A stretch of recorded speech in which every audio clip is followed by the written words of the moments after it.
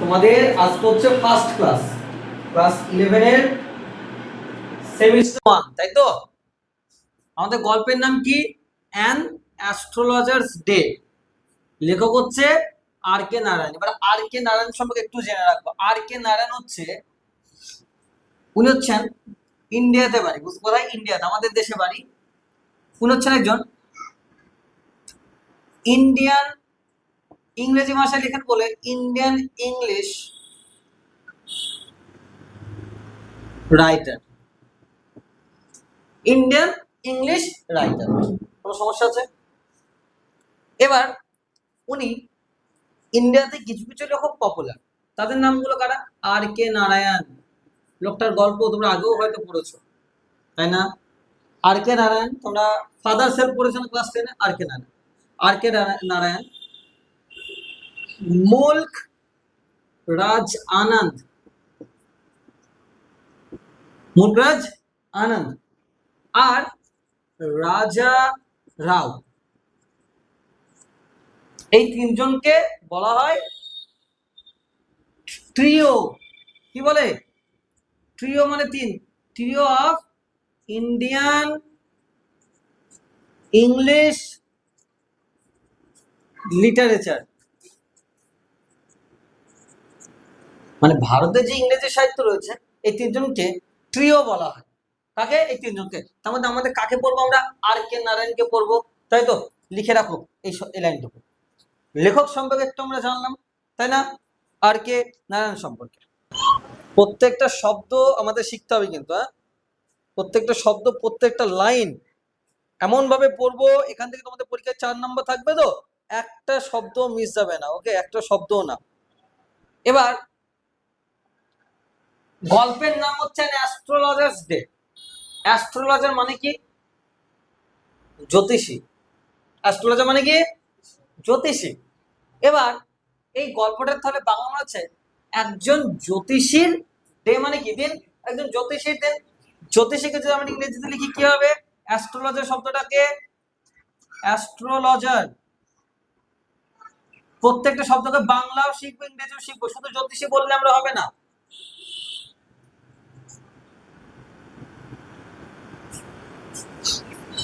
A person who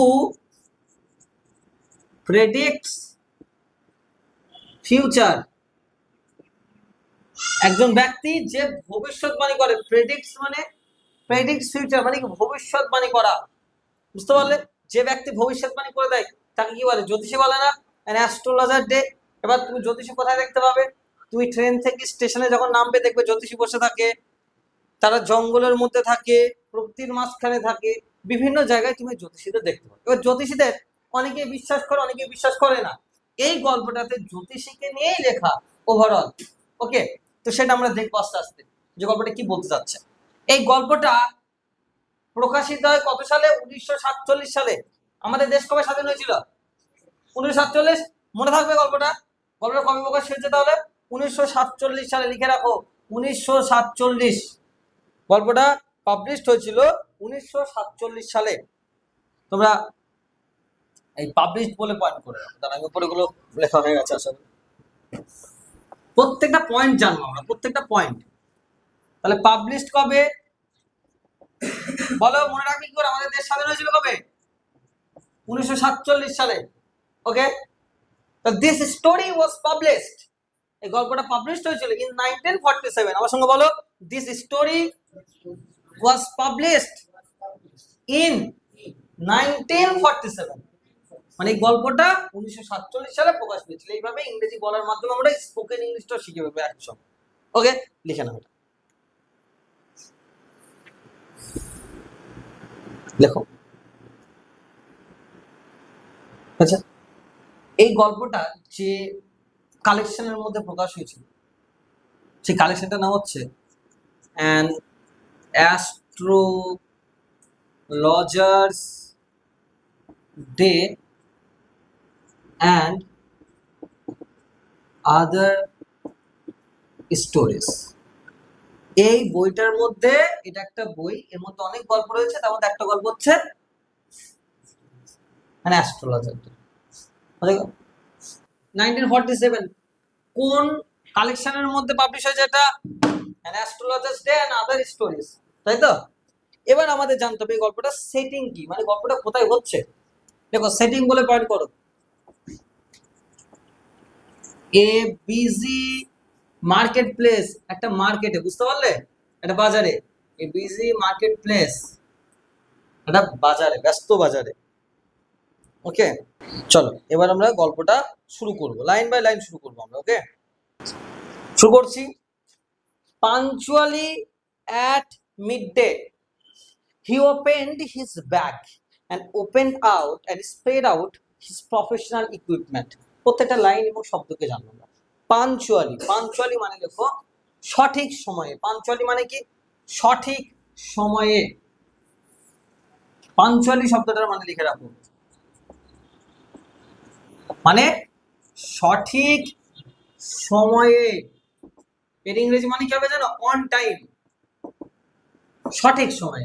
পাঞ্চুয়ালি at mid day, mid day মানে কি দুপুর বেলা, ডে মানে দিন, মিড মানে মাঝখান, মানে দিনের মাঝখান কোনটা? দুপুর বেলা। তাহলে punctual at mid day, mid day মানে কি দুপুর বেলা, লিখে রাখো, প্রত্যেকটা শব্দ শিখবে। ইংরেজি গুলো কি হয়? নুন, নুন মানে দুপুর বেলা না?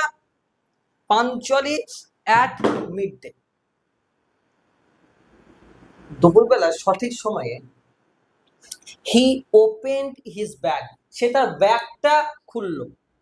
and spread out, spread out মানে লেখো ছড়িয়ে দেওয়া, spread out মানে কি ছড়িয়ে দেওয়া, spread out মানে কি ছড়িয়ে দেওয়া। ওকে, তাহলে দুপুর বেলায় সে তার ব্যাগটা খুললো। কে ব্যাগ খুললো আমরা এখনো জানি না, কিন্তু ওটা গল্প পড়তে পড়তে শিখবো।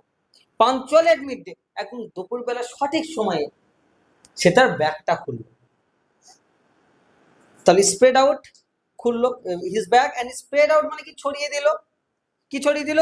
His professional equipment, professional equipment মানেটা লিখে রাখো।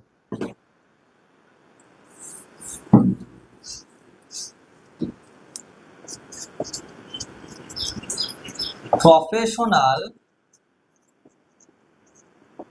ইকুইপমেন্ট মানে ব্যবসার জিনিসপত্র। কি বলে? ব্যবসার জিনিসপত্র। ইংরেজি করলে কি হয়? ওয়ার্ক টুলস, ব্যবসার জিনিসপত্র। দেখো তাহলে কি হচ্ছে লাইনটা? পাঞ্চুয়ালি অ্যাট মিড ডে, একদম দুপুরবেলা সঠিক সময়ে। হি ওপেন্ড হিজ ব্যাগ, সে তার ব্যাগটা খুললো। এন্ড স্প্রেড আউট, ব্যাগটা খুলে ছড়িয়ে দিল। কি ছড়িয়ে দিল? হিজ প্রফেশনাল ইকুইপমেন্ট, মানে তার ব্যবসার জিনিসপত্র ছড়িয়ে দিল। তাহলে এখানে কাকে বলছে বলো দেখি? হি বলতে কে? অ্যাস্ট্রোলজার, জ্যোতিষ কে বলছে? এই গল্পটা থার্ড পার্সন পয়েন্ট অফ ভিউতে লেখা। কোন পার্সন? Third person. হি মানে কি থার্ড পার্সন, তো আই উই হচ্ছে ফার্স্ট পার্সন, ইউ মানে সেকেন্ড পার্সন, আর যে গল্পে হি থাকবে সেটা হচ্ছে থার্ড পার্সন। এই গল্পটা থার্ড পার্সনে লেখা। পয়েন্ট অফ ভিউ মানে দৃষ্টিভঙ্গি, থার্ড পার্সনে লেখা। কোন পয়েন্ট অফ ভিউ? থার্ড পার্সনে। কিন্তু পরীক্ষা অনেক সময় এসে যায় এই গল্পটা কোন পয়েন্ট অফ ভিউতে লেখা? থার্ড পার্সন পয়েন্ট অফ ভিউতে লেখা, মনে রাখবে। এই প্রত্যেকটা জিনিস তোমাদের এমসিকিউ এর জন্য ইম্পর্টেন্ট। তাহলে লাইনটা আরেকবার দেখবো, তারপর লাইনটা আসবো। হুইচ কনসিস্টেড, যেখানে কি ছিল? হুইচ কনসিস্টেড, কনসিস্টেড মানে ছিল, ইনক্লুডেড, কনসিস্টেড মানে কি ছিল, লিখে রাখবো মানেগুলো। Which consisted of a dozen cowrie shells, dozen মানে কটা? 12টা।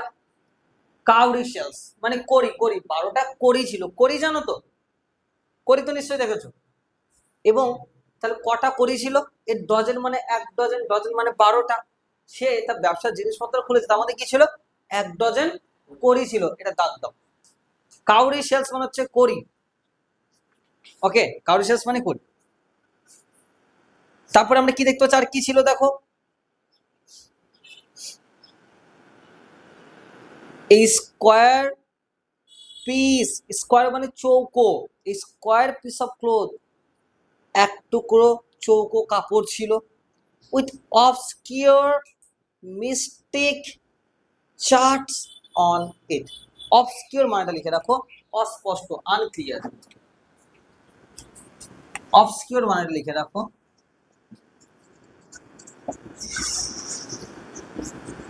আনক্লিয়ার মানে হচ্ছে অস্পষ্ট। আর মিস্টিক মানে লেখো রহস্যময়। মিস্টিক মানে রহস্যময়, মিস্টিরিয়াস, তাই না? মিস্টিক মানে রহস্যময়। বলছে কি ছিল, জ্যোতিষী তো একটু সেজে গুজে বসেছে, জিনিসপত্র না থাকলে তো লোকে বিশ্বাস করবে না, তাই তো? বলছে স্কোয়ার পিস অফ ক্লোথ, একটা কাপড় ছিল সেটাকে খুলেছে, with obscure mystic charts on ইট, এবং একটা চার্ট রেখে দিয়েছে। সেই চার্টটা কি বোঝা যাচ্ছে না, অস্পষ্ট। কেন? লোকে যদি বুঝে ফেলে, যে ভালো করে বোঝা, একটা চার্ট খুলেছে, চার্টে কি লেখা আছে বোঝা যাচ্ছে না, লোকজন যদি সেটাকে চার্টটা, তাহলে কি হবে, ভাই লোকটা তো অনেক কিছু জানে, তাহলে কি না কি লেখা আছে, একটা বিশাল ব্যাপার, তাই তো?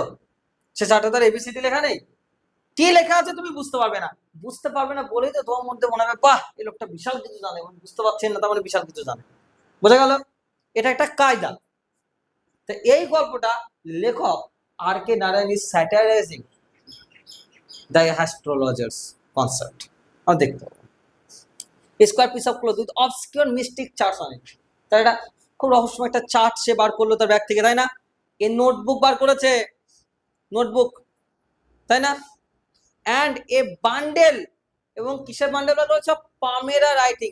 পামেরা রাইটিং মানে লেখো, পামেরা মানে তাল পাতা, তাল পাতাতে কিছু লেখা আছে সেটাও বার করেছে। এই তাল পাতা কেন? দেখে মনে হবে যেন একটা অন্য ধরনের একটা রহস্যময় সৃষ্টি, মানে অ্যাটমসফিয়ারটা একটা মিস্টিরিয়াস অ্যাটমসফিয়ার তৈরি করছে এই অ্যাস্ট্রোলজি। বোঝা গেল? অ্যাস্ট্রোলজার যদি হতে চাও তাহলে এরকম ভাবে একটা ব্যাগ থাকতে হবে, আর সেই ব্যাগে 12টা কড়ি থাকতে হবে, তারপরে তাল পাতার লেখা থাকতে হবে, আর একটা নোটবুক থাকতে হবে, কি থাকবে, একটা চার্ট থাকতে হবে, যেন কিছু বোঝা না যায়, লোকজন বুঝতে পারবে না, তবে তো ভাববে বা এ তো মহাজ্ঞানী, তাই তো? তখনই তোমাকে বলবে তোমার জীবনে কি বলবে, হাতটা দেখুন তো, তুমি কি বলবে, যে জীবনে খুব সমস্যা চলছে, সবার ভালো করছে কিন্তু তোমার ভালো কেউ চাই না, তুমি ইনকাম করছো কিন্তু টাকা ধরে রাখতে পারছো না। আচ্ছা তাহলে, হ্যাঁ একদম সব ঠিক, মানে ওইগুলো হয় মানুষের জীবনে। তাহলে কি করা যায়, এই আংটিটা নাও, 5,000 টাকা আংটির দাম, আংটিটা রাখো, একদম তুমি সমস্ত বিপদ তোমার চলে যাবে, ঠিক আছে? বাস সেটা দেখাবে গল্পে।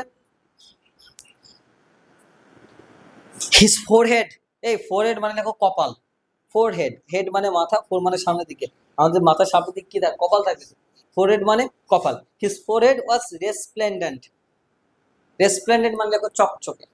দেখো প্রত্যেককে বলছি এই ক্লাসগুলো এমন ভাবে শিখবে যেন একটা শব্দ যেন মিস না যায়, একটা শব্দ মিস যেতে দেবো না, এবং প্রত্যেকটা গল্প পড়ার পরে আমরা প্রত্যেকটা চ্যাপ্টার থেকে আমরা কোয়েশ্চেন ব্যাংক থেকে পুরো সলভ করব, প্রত্যেকটা লাইন, প্রত্যেকটা শব্দ আমরা ভিতর থেকে শিখবো। এমন ভাবে চ্যালেঞ্জ নাও, এই ক্লাস 11 থেকে শুরু করো, নিজের জার্নিটাকে যেন শেষ পর্যন্ত টিকে রাখতে পারো, তাহলেই হবে। রেসপ্লেন্ডেন্ট মানেটা লিখে রাখো, কি বললাম, চকচক করা, তাই না? শাইনিং। হিজ ফোরহেড ওয়াজ রেসপ্লেন্ডেন্ট, চকচক করছে কিসে, উইথ স্যাক্রেড অ্যাশ। অ্যাশ মানে কি, ছাই, স্যাক্রেড মানে পবিত্র, পবিত্র ছাই দেওয়া আছে কিসে, কপালে, এইরকম ভাবে ছাই দিয়ে দিয়ে দিল, তাহলে কি হবে, একটা আলাদাই ব্যাপার লাগবে, যে হ্যাঁ এই লোকটা কিছু একটা জানে, তাই তো? তাহলে দেখো, হিজ ফোরহেড ওয়াজ রেসপ্লেন্ডেন্ট, তার কপালটা চকচক করছিল কিসে, উইথ স্যাক্রেড অ্যাশ। বুঝতে পারলে? বুঝতে পারলে কথাটা? স্যাক্রেড অ্যাশ মানে পবিত্র ছাই দিয়ে কপালটা দিয়েছে, বুঝতে পারলে? তাহলে কি হবে, লোকজন বিশাল কিছু ভাববে। বোঝা গেল? With sacred ash and vermilion, vermilion মানে দেখো সিঁদুর, কপালে সিঁদুর দেওয়া হচ্ছে।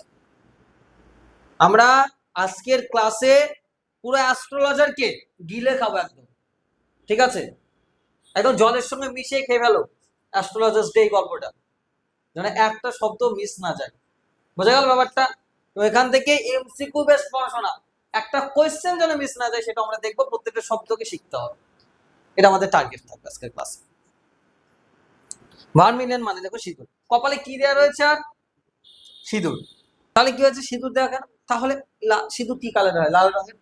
এবার লোকজন যাতে তাকে আরো বিশ্বাস করে, এই কারণে সিঁদুরটা দেওয়া। বোঝা গেল? অ্যান্ড হিজ আইজ, তার চোখগুলো স্পার্কেল, স্পার্কেল মানে লেখো চকচক করা, শোন, স্পার্কেল মানে কি চকচক করা, লেখো শোন, SHON, শোন কেন? স্পার্কেল শব্দটা তো পাস্ট টেন্সে লেখা, আমরা শাইন না লিখে শোন লিখবো।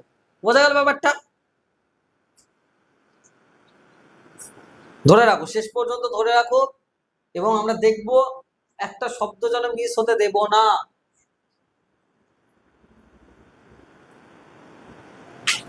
তাহলে এবার তার চোখটা চকচক করছে কিসে? উইথ শার্প, শার্প মানে তীক্ষ্ণ, অ্যাবনর্মাল গ্লিম, গ্লিম মানে উজ্জ্বলতা, গ্লিম মানে কি উজ্জ্বলতা, তার চোখটা একটা অন্যরকম ভাবে উজ্জ্বল ভাবে রয়েছে। অ্যাবনর্মাল গ্লিম মানে কি অন্যরকম ভাবে উজ্জ্বলতা রয়েছে চোখের মধ্যে, চোখের দিকে তাকালে যেন একটা আলাদা রকম ভাবে একটা ব্রাইটনেস কিন্তু রয়েছে চোখের মধ্যে।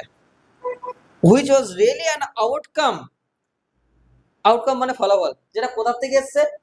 Of a continual searching, continual মানে সব সময়, সার্চিং মানে খোঁজা, এই যে সব সময় খুঁজছে এরকম ভাবে, এরকম ভাবে খুঁজে চলেছে, কি খুঁজছে? কাস্টমার, সামনে কখন কাস্টমার যাচ্ছে নাকি দেখছে ব্যাপারটা। সো কন্টিনিউয়াস সার্চিং, কন্টিনিউয়াসলি খুঁজে চলেছে। লুক ফর, লুক ফর মানে লেখো সার্চ, খুঁজে বেড়ানো, লুক ফর একটা ফ্রেজাল ভাব, লুক ফর মানে লেখো সার্চ।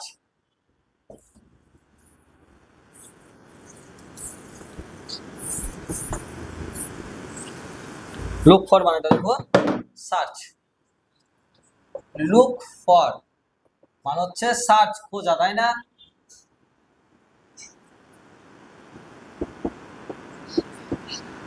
তার মানে জ্যোতিষটা সবসময় খুঁজছে এরকম ভাবে, যে কোনো দেখ কি খুঁজছে, continual searching, look for customer, কি খুঁজছে? কাস্টমার খুঁজছে, সবসময় কাস্টমার কখন যাচ্ছে আসছে এরকম ভাবে খুঁজে বেড়ানো, তাহলে কি হবে? তার ব্যবসাটা চলবে, তাই তো? এবং এই খুঁজতে খুঁজতে তার চোখটা দেখে মনে হচ্ছে যেন চকচক করছে, বুঝতে পারলে? এবার চোখ, সে দেখো পরিবেশটা এমন তৈরি করছে, সামনে একটা কড়ি পড়ে রয়েছে, একটা পেপার পড়ে মানে কাগজ রয়েছে যেখানে কিছু বোঝা যাচ্ছে না কি লেখা আছে, কপালে ছাই দিয়ে রয়েছে, সিঁদুর দিয়ে রয়েছে, হ্যাঁ, তারপরে একটা আলাদাই পরিবেশ।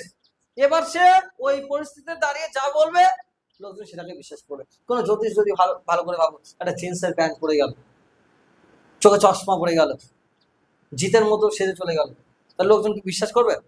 বিশ্বাস করবে না কিন্তু, কারণ পরিবেশটা তৈরি করতে হবে। দেখো, but which his simple clients, যেগুলো তার সাধারণ কাস্টমাররা, took to be a prophetic light, এই যে চোখ চকচক করতো, যেটা খুঁজে বেড়াতো, আর লোকজন মনে করতো কি প্রফেটিক লাইট, মানে এই চোখ দিয়ে সে ভবিষ্যৎবাণী করবে। প্রফেটিক লাইট মানে খুব ভবিষ্যৎবাণী করা, ভবিষ্যৎকে দেখতে পাওয়া, বুঝতে পারলে? প্রফেসি মানে ভবিষ্যৎ বাণী করা, ঠিক আছে? প্রফেসি মানে ভবিষ্যৎবাণী করা, মনে রাখবে শব্দগুলো একটু। প্রফেট মানে যে ভবিষ্যৎবাণী করে, বুঝতে পারলে? প্রফেট মানে হচ্ছে যে ভবিষ্যৎবাণী করে, যে ব্যক্তি ভবিষ্যৎবাণী করে,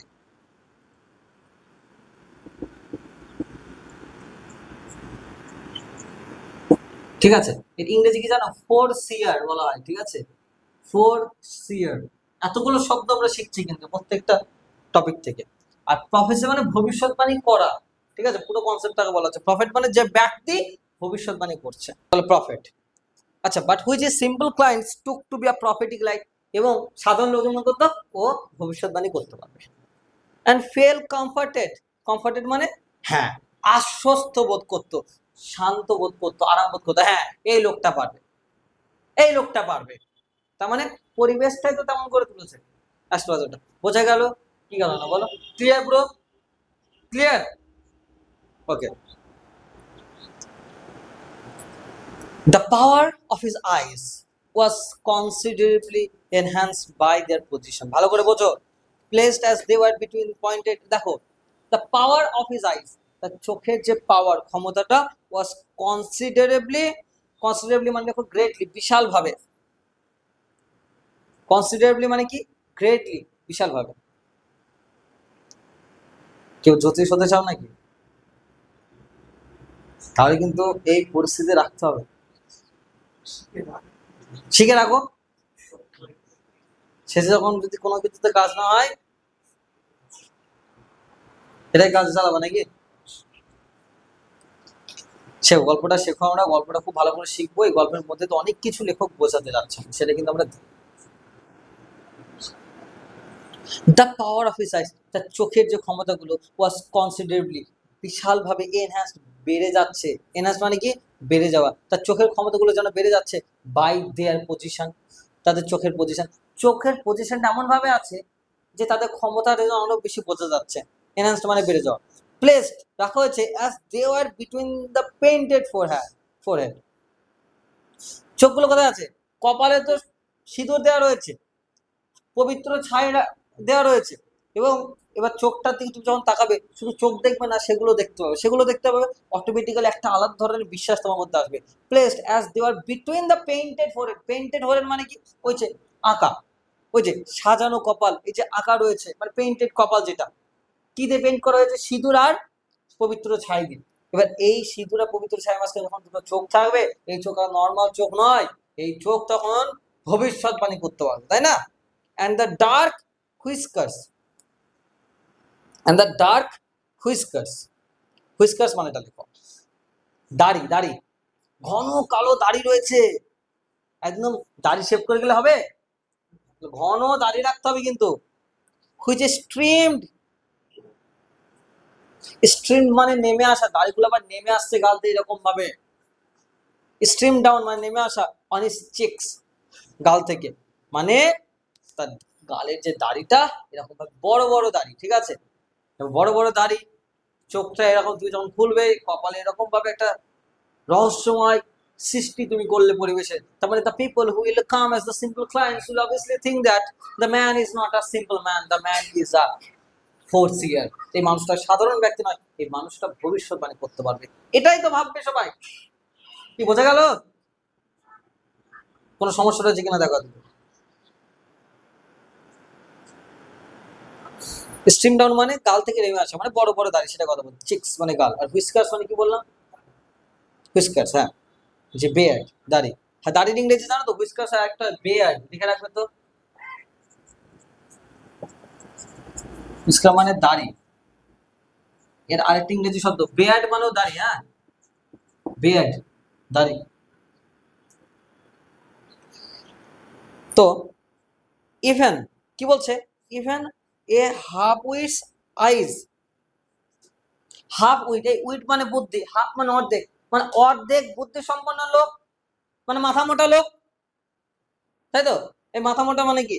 মাথার সাইজ অনেক বড় হয়, মানে মাথায় যে বুদ্ধি কম থাকে। হাফ উইট মানে বুদ্ধি কম, অর্ধেক বুদ্ধি সম্পন্ন ব্যক্তি। ওকে, মানে আমরা কি বলতে পারি? হাফ উইট মানে লিখে রাখো,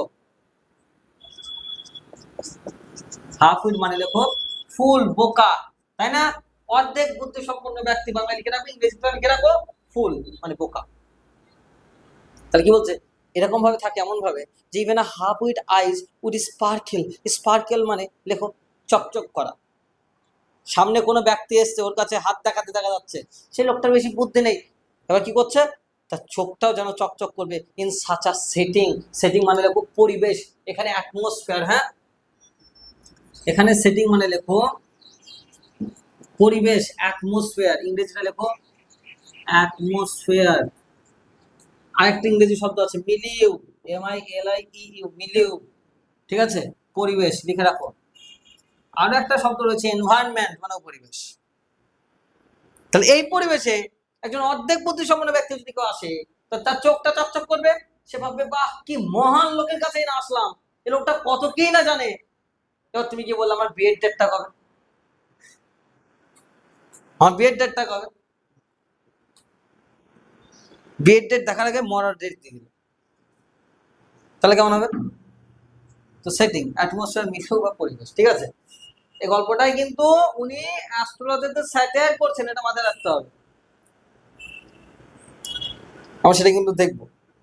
তারপর দেখো, to crown the effect, to crown the effect মানে হচ্ছে টু কমপ্লিট দ্য এফেক্ট, মানে মানুষকে এই এফেক্টে প্রভাবিত করার জন্য। টু ক্রাউন দ্য এফেক্ট মানে কি? প্রভাবিত করার জন্য। ওকে,